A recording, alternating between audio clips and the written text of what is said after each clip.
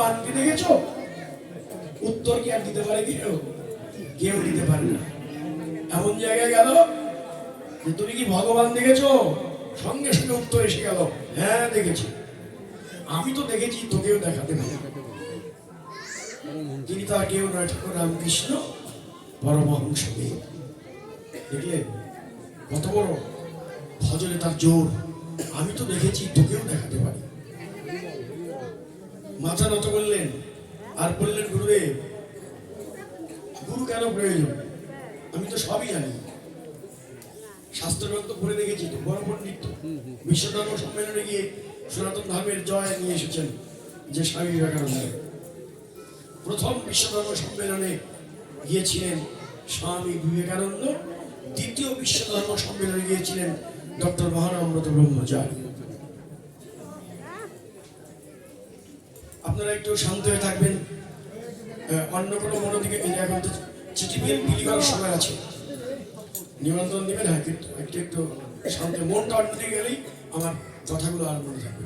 একটু ধ্যান দিতে হবে, এই মার্মিক কথাগুলোকে আমাদের মনে রাখতে হবে। কি বললো? আমি তো দেখেছি, তোকেও দেখাতে পারি।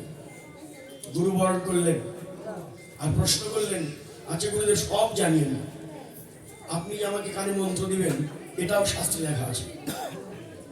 আমি তো সবই জানি, তারপরেও গুরু কেন প্রয়োজন হয়? চমৎকার প্রশ্ন, উত্তর তো দিতে হবে। যোগ্য গুরুদেব হলে উত্তর দিতে হবে। তাই তো বলছে, বেশ উত্তর দেবো, গুরু কেন প্রয়োজন। এদিকে আয়। আরে বাবারে, কথা বলিস না মা, মা তোমাদের পায়ে ধরি, তোমরা কথা বলো না, লাভ তো নেই। হ্যালো হ্যালো, কষ্ট হয়, কথা বলো না মা। এদিকে আয়, নরেন আমার কাছে আয়। বিবেকানন্দের ছোটবেলার ডাক নাম হচ্ছে নরেন দত্ত। নরেন আমার কাছে আয়, কাছে আয়। দেখ, গঙ্গা দেখিয়ে দিল, গঙ্গা দিয়ে একটি ডিঙ্গি নৌকা একজন বেয়ে যাচ্ছে। আচ্ছা নরেন, বলতো এই নৌকাটা কালীঘাট যেতে কয় ঘন্টা লাগতে পারে? ডিঙ্গি নৌকা একা বেয়ে যাচ্ছে। নরেন বললেন, গুরুদেব, একা একা বেয়ে যাবে 7-8 ঘন্টা তো লাগবেই, তারও বেশি লাগতে পারে। ঠিক বলা যাচ্ছে না যে কখন সে পৌঁছাবে, তবে 7-8 ঘন্টা লাগবে, তার বেশিও লাগতে পারে। আচ্ছা নরেন, একটু ভালো করে তাকিয়ে দেখতো, ডিঙ্গি নৌকার পাশ দিয়ে একটা স্টিমার চলে যাচ্ছে। ওটা কালীঘাটে কতক্ষণে পৌঁছাবে? ও স্টিমার, ও তো 1 ঘন্টায় চলে যাবে। সঠিক জায়গায় সে 1 ঘন্টায় চলে যাবে। আচ্ছা নরেন, ডিঙ্গি নৌকাটা যদি স্টিমারের সঙ্গে বেঁধে দেওয়া হয় তাহলে কতক্ষণে যাবে? ডিঙ্গি নৌকাটা তখন কতক্ষণে যাবে? বলছে কেন? স্টিমারের সঙ্গে বেঁধে দিলে ওটা 1 ঘন্টায় চলে যাবে। এটা কি তুমি বুঝলে না গুরুদেব?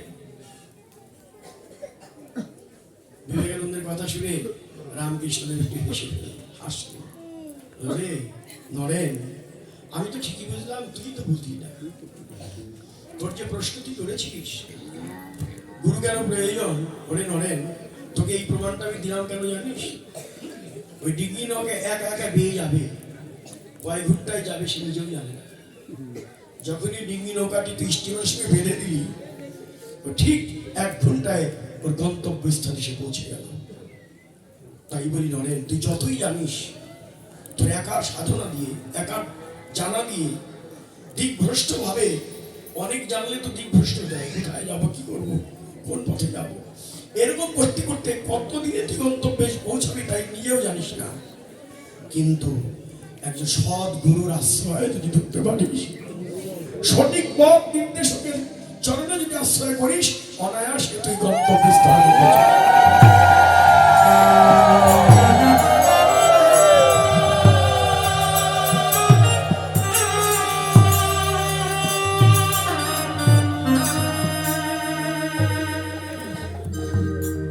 জানিয়ে দিলেন গুরুর মহিমা, যে গুরুর আনুগত্য নিয়ে ভজন করো। নিজে নিজে যতই জানো, কিন্তু সঠিক পথটি তুমি জেনে নাও গুরুর কাছ থেকে। হ্যাঁ, তাহলে সেই যে নয়ন আমরা প্রণাম করি, এই প্রণামটা অনেকের মুখস্থ হয়ে গেছে। অজ্ঞান অতিমিরান্ধস্য জ্ঞানাঞ্জন শলাকয়া চক্ষুর মিলিতং জ্ঞানং তস্मै শ্রী গুরুবে নমঃ।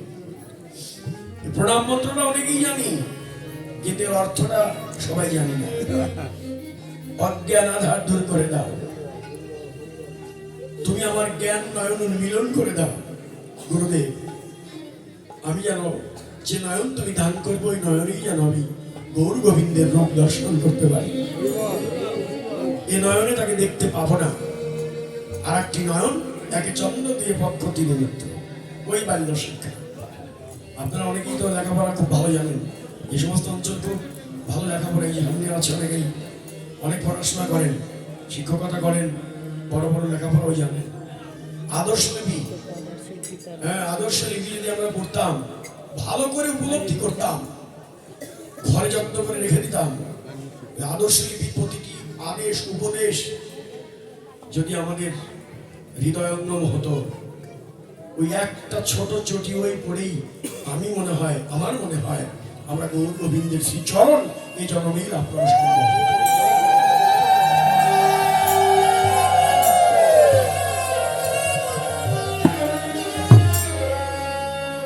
আমরা পড়ি, পড়তে হবে বারবার, পড়ে পড়ে মনটাকে ডুবিয়ে দিতে হবে। কথাগুলো কি বলছে হৃদয়ে যদি অনুভব না আসে, সারা জীবন হাজারবার পড়লেও পড়া দিয়ে কোনো কাজ হবে না। প্রতিটি লাইন অনুভব সিদ্ধ হয়ে যে এখানে কি বলছেন, এভাবে যদি পড়া হয়, যে কেন তিনটি নয়ন বলল, তিনে নেত্র বলল লেখক বা কবি, তার তো কারণ নিশ্চয়ই আছে। দুটো নয়নই তো আমরা দেখতে পাই, কিন্তু তিনে নেত্র বললো কেন, তিনটি নয়নের কথা বললো কেন?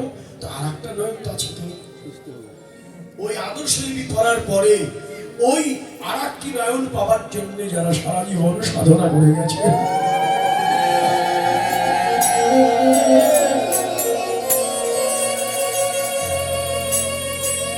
ওই নয়নেরই তাকে দেখতে হবে। তারই নাম দিব্য নয়ন, ভাব নয়ন। তাকে দেখো, দেখলেই আনন্দ হবে। জগ জন নয়ন আনন্দ, জগ জন